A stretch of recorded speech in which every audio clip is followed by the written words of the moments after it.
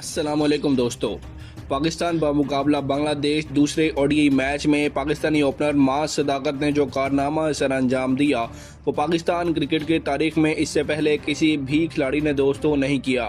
वो तारीख के आज पहले खिलाड़ी बन गए हैं जिन्होंने ऐसा बड़ा कारनामा सर अंजाम दिया है। लेकिन उनकी इस शानदार परफॉर्मेंस ने पाकिस्तान के टीम मैनेजमेंट पर बेशुमार सवालात दोस्तों इस वक्त खड़े कर दिए हैं। जैसा कि आप सबके सामने है कि पहले वनडे मैच में पाकिस्तान को बांग्लादेश के खिलाफ इंतहाई शर्मनाक शिकस्त का सामना करना पड़ा था और पाकिस्तान की पूरी टीम 114 रन पर ढेर हो गई थी।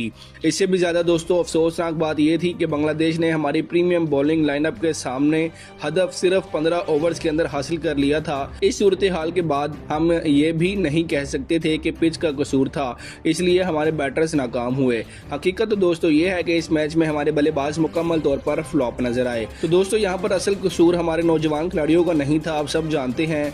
कसूर उनका था जिन्होंने यकदम से इतने ज़्यादा नौजवान खिलाड़ी को मौका दे दिया। दुनिया की बड़ी टीमें हमेशा सीनियर और जूनियर खिलाड़ियों को एक कम्बिनेशन बनाती है ताकि नए खिलाड़ी सीनियर खिलाड़ियों के साथ खेलते हुए दबाव को संभालना सीख सकें और अपने इनिंग्स को बेहतर तरीके से आगे बढ़ा सकें।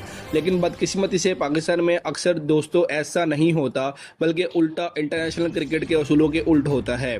हमारे यहाँ अगर कोई खिलाड़ी T20 में दोस्तों ख़राब कारकर्दगी देता है तो आप सब जानते हैं उसे वनडे टीम से बाहर कर दिया जाता है, और अगर कोई वनडे में ख़राब परफॉर्मेंस दे तो उसे उठाकर T20 से बाहर कर देते हैं। ऐसे समझदार हमारे जो है ना सिलेक्टर्स और मैनेजमेंट है। ये नहीं देखा जाता कि कौन सा खिलाड़ी किस फॉर्मेट का माहिर है। यही वजह है कि पाकिस्तान क्रिकेट टीम को कई सालों से इसका खामियाजा भुगतना पड़ रहा है। हैरत की बात दोस्तों अब यह है कि हमारी टीम मैनेजमेंट को अब तक मसले की सही समझ ही नहीं आती। अब भी आप सबके सामने है कि माज सदाकत ने शानदार दोस्तों कारकर्दगी दिखाते हुए 45 गेंदों पर 75 रन की धुआंधार इनिंग्स खेली। उनकी इस इनिंग्स में 6 चौके और 5 फलक शगाफ छक्के शामिल थे।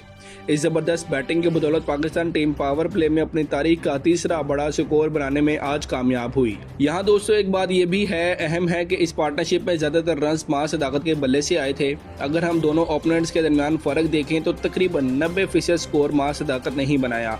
यही वजह है कि वो तारीख के पहले खिलाड़ी बन गए हैं जिन्होंने पावर प्ले में पाकिस्तान के लिए सबसे ज्यादा रन बनाने का एजाज हासिल किया।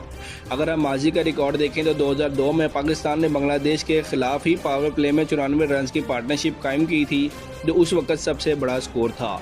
उसके बाद 2025 में फ़खर जमान और साइम अयूब ने साउथ अफ्रीका के खिलाफ 91 रन की ओपनिंग पार्टनरशिप बनाकर दूसरा बड़ा पावर प्ले के अंदर स्कोर बनाया था। अब माज सदाकत और उनके साथ साहिबजादा फरहान ने तीसरा बड़ा स्कोर बना दिया आज। लेकिन इसमें तकरीबन सारा क्रेडिट दोस्तों माज सदाकत को ही जाता है, क्योंकि ज़्यादातर रन उन्हीं के बल्ले से आए। अब यहाँ से असल सवाल दोस्तों पाकिस्तान टीम मैनेजमेंट पर खड़ा होता है। सबसे पहले तो आपने माज सदाकत की T20 कारकर्दगी की बुनियाद पर उठाकर उसको वनडे स्क्वाड में उतार दिया, और वो तो शुक्र है कि वो आज चल गया, वरना उसका आपने जो बेड़ा गर्क करना था वो फिर जो है ना आप सब जानते हैं। माज सदाकत ने इतनी ज़बरदस्त परफॉर्मेंस दी, लेकिन सवाल ये है कि क्या उन्हें आइंदा मैचेस में भी अब मुसलसल मौका दिया जाएगा। अगर हम हालिया बरसों का रिकॉर्ड देखें तो दोस्तों साइम अयूब, मोहम्मद हारिस, हसन नवाज और दीगर कई खिलाड़ियों को पाकिस्तानी टीम में मौका दिया गया। 2022 के बाद दोस्तों हकीकत आप आज सुन लीजिए, सिर्फ वनडे फॉर्मेट में ही तकरीबन हमने 12 खिलाड़ियों को डेब्यू करवाया, लेकिन उनमें से आज सिर्फ 1 या 2 खिलाड़ी ही टीम का हिस्सा हैं, बाकी सबको बाहर कर दिया गया है। हैरत की बात तो दोस्तों ये है कि इनमें से कई खिलाड़ियों ने सेंचुरियां भी बनाई और मैच विनिंग इनिंग्स भी दी, लेकिन इसके बावजूद आज पाकिस्तान टीम के मंसूबों का हिस्सा दूर दूर तक नहीं है। इसलिए टीम मैनेजमेंट से एक सादा सा सवाल दोस्तों ये है कि क्या माज सदाकत जैसे टैलेंटेड खिलाड़ी को वाकई ग्रूम किया जाएगा, या फिर अगर वो 1-2 मैचेस में नाकाम हो गया तो उन्हें भी हमेशा के लिए टीम से बाहर कर दिया जाएगा। एक और बड़ा सवाल ये है कि जब पाकिस्तान टीम के सीनियर खिलाड़ी वापस आएंगे जैसे बाबर आजम, फ़खर जमान, इमामुल हक, शान मसूद, अब्दुल्ला शफीक, तो क्या माज सदाकत को टीम में बरकरार रखा जाएगा या फिर उन्हें 6 या 7वें नंबर पर बैटिंग के लिए भेज दिया जाएगा और उनका भी बेड़ा गर्क कर दिया जाएगा। अगर किसी ओपनर को उसकी असल पोजीशन के बजाय निचले नंबर पर दोस्तों खिलाया जाए तो उसका पूरा खेल मुतासिर होता है, आप सब जानते हैं। इसका एतमाद भी ख़त्म हो जाता है और वो अपनी नेचुरल बैटिंग नहीं कर पाता। यही मसला माजी में कई पाकिस्तानी खिलाड़ियों के साथ हो चुका है। इसलिए पाकिस्तान क्रिकेट बोर्ड और टीम मैनेजमेंट से सिर्फ यही दरख्वास्त है कि अगर किसी नौजवान खिलाड़ी को मौका दिया जाए तो उसे कम से कम सही तरीके से ग्रूम किया जाए। अगर वो बांग्लादेश जैसी सीरीज़ में अच्छी कारकर्दगी दिखा रहा है तो फिर उसे बड़ी सीरीज़ में भी मौका मिलना चाहिए। जनूबी अफ्रीका, इंग्लैंड, ऑस्ट्रेलिया, इन बड़ी टीमों के खिलाफ उसको खिलाया जाए। नौजवान खिलाड़ियों को एतमाद देना बहुत ज़रूरी होता है। उन्हें ये एहसास दिलाना चाहिए कि वो पाकिस्तान टीम के मुस्तकबिल का हिस्सा बन सकते हैं। लेकिन सवाल ये है कि क्या पाकिस्तान क्रिकेट टीम की मैनेजमेंट वाकई ऐसा करेगी?